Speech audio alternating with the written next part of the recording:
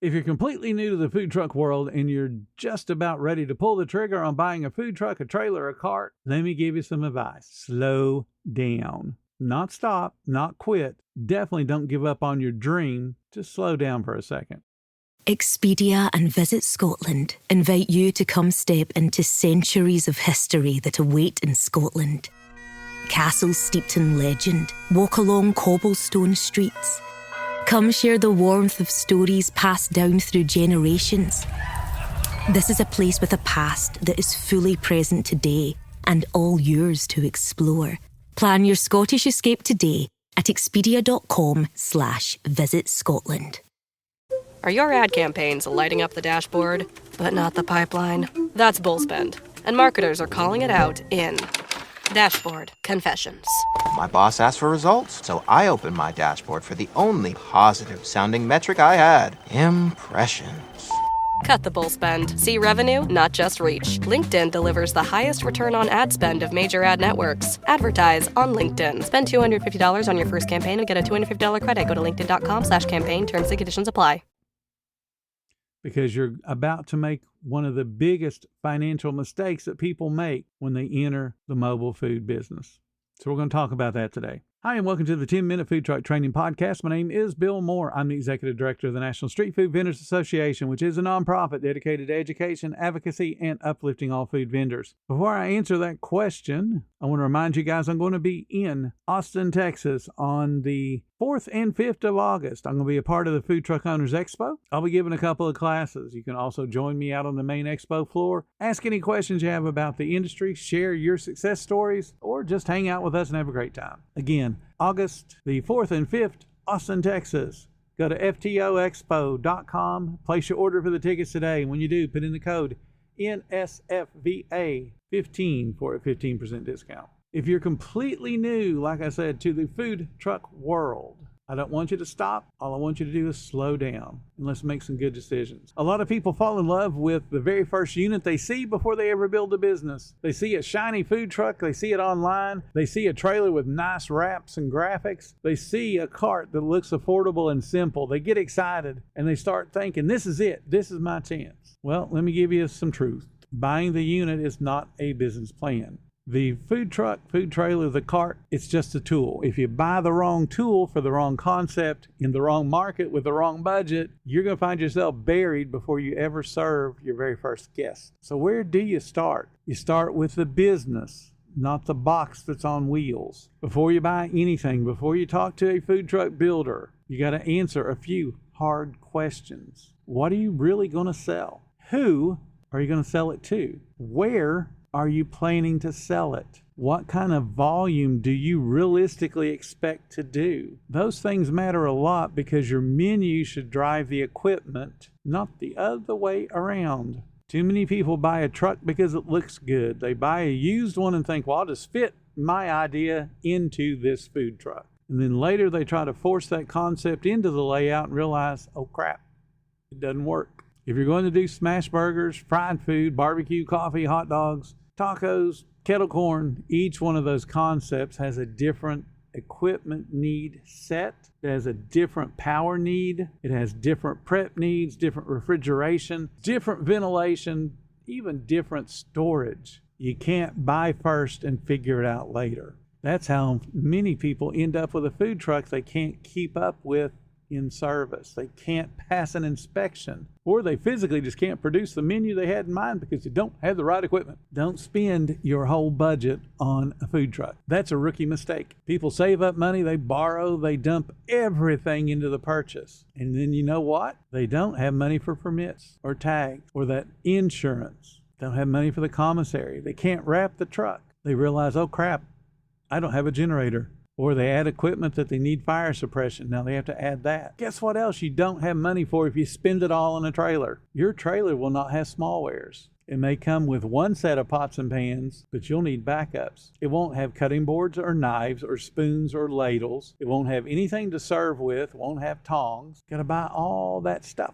It definitely doesn't come with an initial inventory, doesn't come with a POS system, probably doesn't have propane tanks, doesn't come with a marketing executive to do the marketing for you. All of those things cost more money, and there's going to be repairs. especially if it's used. I don't care if the seller says, hey, it's turnkey, come buy it now. I don't care if they say it's ready to open tomorrow, because it's not. I don't care if it looks clean in the pictures. Used mobile units come with surprises. Most of the times, those are expensive surprises. There's a generator issue. There's a refrigeration issue that maybe doesn't make temp. It could be a plumbing issue, an electric issue. Could be propane leaks. Could be floor damage, water leaks. You might need to have that suppression system updated.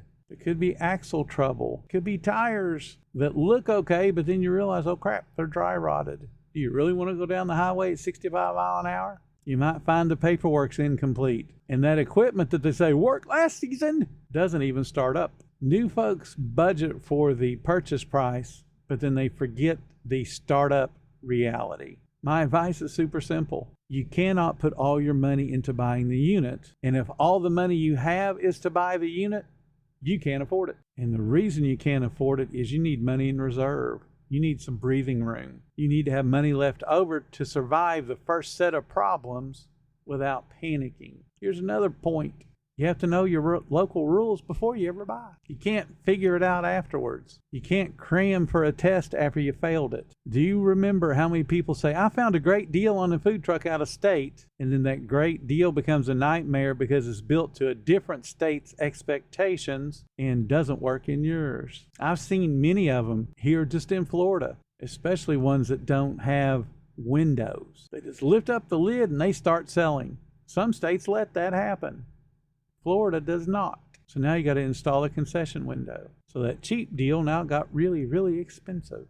The local fire marshal may have different expectations than where the thing was built. The health department certainly is going to have different expectations. Your state may have equipment or sink or water tank or propane hood or commissary requirements that are different than even across the county line. Your city might have vending restrictions. Your county might have parking or zoning limitations. And you know what? Not a bit of that cares how pretty your truck is. If you buy a beautiful unit and you find out later it can't operate where you live, really wasn't a bargain, was it? It's a problem on wheels, and it mocks you every day you walk out and see it sitting in the driveway. So before you go buy or talk to a salesperson, you want to talk to the agencies that matter in your area. Get their requirements. Ask what they want to see.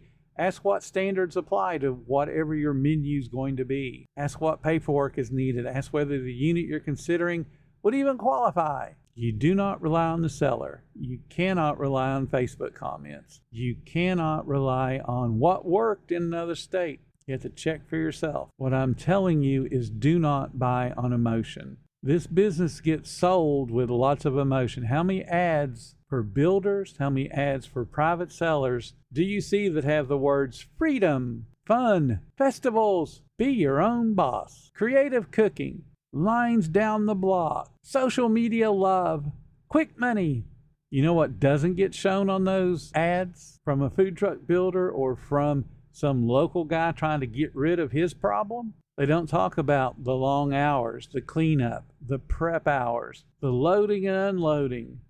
They don't talk about the breakdowns, the weather, events that flop. They don't talk about permit headaches. They don't talk about the strain on the family. They don't talk about the cash flow pressure. And that's all what food service is. All of those things just in a smaller, tougher, and more exposed environment. Now, that doesn't mean don't do it. It means go in with your eyes open. You're not buying a dream. You're buying a job. Hopefully you can turn it into a system where now you have a business, but you're also buying a risk. So treat all of this like a business decision. If you want to know the single smartest thing a new person can do before buying is work in a well-ran fast food restaurant. Not on a food truck, not on a trailer, not on a cart. Now why? Here is why. You have no clue if the food truck is adhering to anything as far as food safety goes. You have no idea if the food truck is profitable. So you step on a food truck that's got 5 employees, you think, well, I need 5 employees too. It could be that 4 of those employees are family members that ain't getting paid nothing.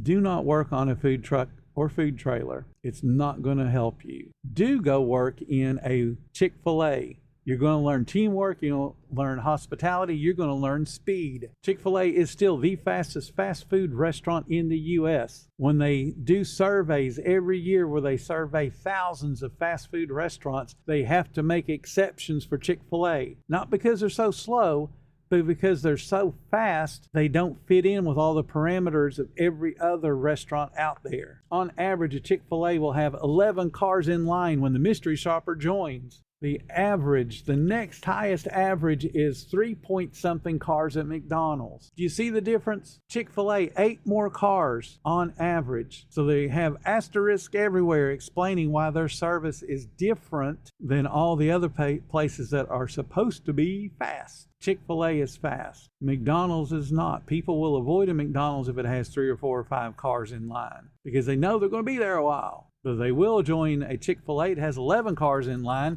because they know they're going to get through the line quickly. So work for a Chick-fil-A. Go work at a Wendy's. It has to be a well-ran Wendy's, and there's still some of those left. But just go in and sit down before you decide to apply and see what it looks like. There's even a well-ran McDonald's. But don't just assume because it's got that golden arch out there that it's going to be well-ran, because most of them are not. If you can order a Big Mac and it's made neatly and it's hot, maybe you could work there. Because what you're wanting to learn is speed. You're wanting to learn teamwork.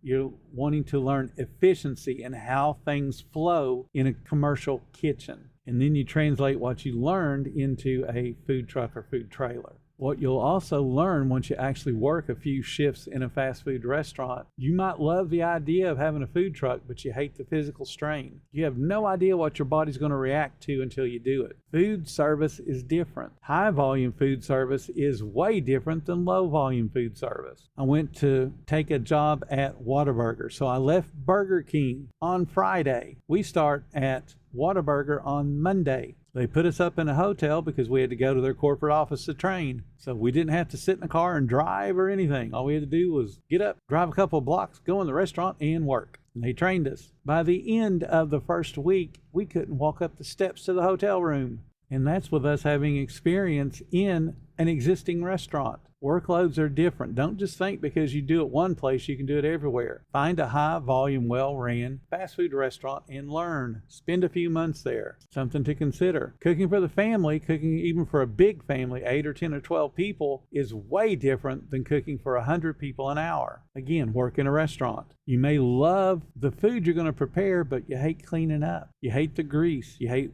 coming home smelling like a fry. Go work in a fast food restaurant, a well-ran fast food restaurant. You may discover you absolutely love it and become more confident, and that's the goal. But you've earned a little bit of money to find out that this may not be for you, and that's okay. It's not for everybody. But if you survive a few months in a fast food restaurant and still want to do this, you're better off for it. And you got a little bit of money, a little bit more money. It's a cheap education, and it's way cheaper than buying the wrong unit and just trying to figure it out. Typically, big people also go bigger. We had somebody talking about a 45-foot trailer the other day. Bigger means it costs more. It means you need to have more systems within the thing to make it operate. You have to have more maintenance. There's more weight, so that means a bigger tow vehicle.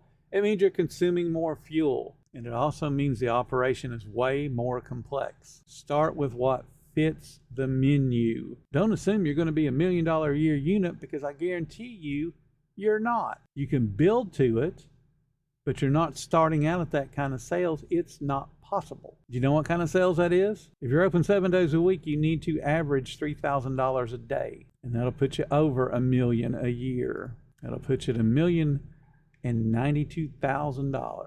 So $3,000 a day. Can you cook that much food? I do know of food trucks that do way more than that, but I also know those same food trucks didn't start out at $3,000 a day. So just to kind of recap, build the business first in your head. Match the unit that you're going to buy to the menu you want to sell. Keep that menu small. Know the rules and regulations in your state. Protect your cash, because you can't spend it all in the unit because you got a whole bunch more stuff to buy. And then set some money in reserve so you can have it when something breaks down or you get a flat tire. Inspect the thing. If you're buying it used, inspect it to death. And don't confuse your own excitement with being prepared. If you've never worked in a commercial kitchen, get that experience by going to a well-ran fast food. If there's a Chick-fil-A in your area, do Chick-fil-A. If not, find a well-ran Wendy's. There are a few. Just please don't confuse excitement with being prepared. Thank you guys so much for listening to the 10-Minute Food Truck Training Podcast. If you're finding everything helpful that we do, please consider subscribing. If you love what we do, please do two things for me. Number one, do that subscription or like or follow or whatever your platform requires you to do, so that way you know when we put up a new episode. Then go to nsfva.org and join our association. You'll find all kinds of training there. We got 30 hours to get you on the truck. We got a 9-hour marketing course to help you get to that $1 million plateau. And then there's a whole bunch of other resources there as well. We do live coaching every week. We do live mini classes every week. $19 a month, $199 a year. Check us out.